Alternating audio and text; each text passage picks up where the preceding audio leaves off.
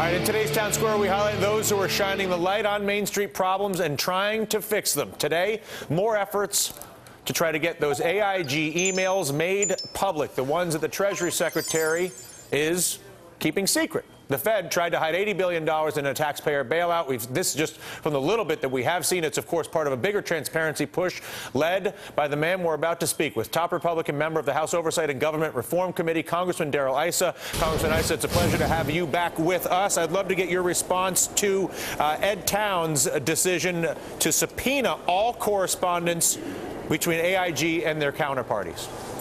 Well, Dylan, I'd first like to thank you for the work you did yesterday and today, which I think helps lead to those kinds of decisions, because the administration has encouraged people not to do discovery here. And certainly even the SIGTARP was told not to share documents with us that they already had. So Chairman Towns' decision to go along with this effort really has a lot to do with the media shedding light on it. We're very pleased. Obviously, we want to get to the bottom of why the American people were not protected, nor was transparency observed. Even though it was under the last administration, it still is something we need to make sure it's changed, and changed for good. Where has been the greatest resistance to revealing to you, to myself, to anybody, to everybody in America, the email traffic at AIG, not just at the moment of the bailout, but over the past 10 years? Well, it's very clear that a lot has to do with the general secrecy of the Fed.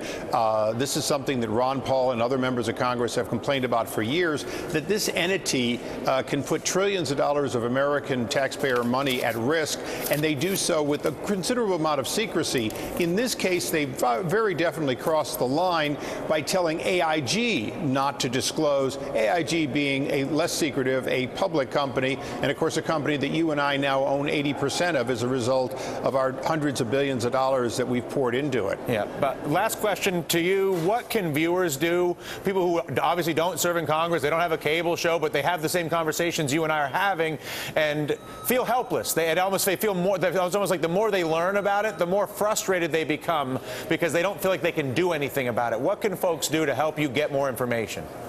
The most important thing, quite frankly, is to write to their congressman, Republican or Democrat, because with Republicans, it emboldens them to do more. With Democrats, it makes it clear that transparency is not just a campaign slogan. It's something that we have to be held to, that right now we're not being held to. Understood. Representative Issa, thank you so much for your efforts just to get us more information.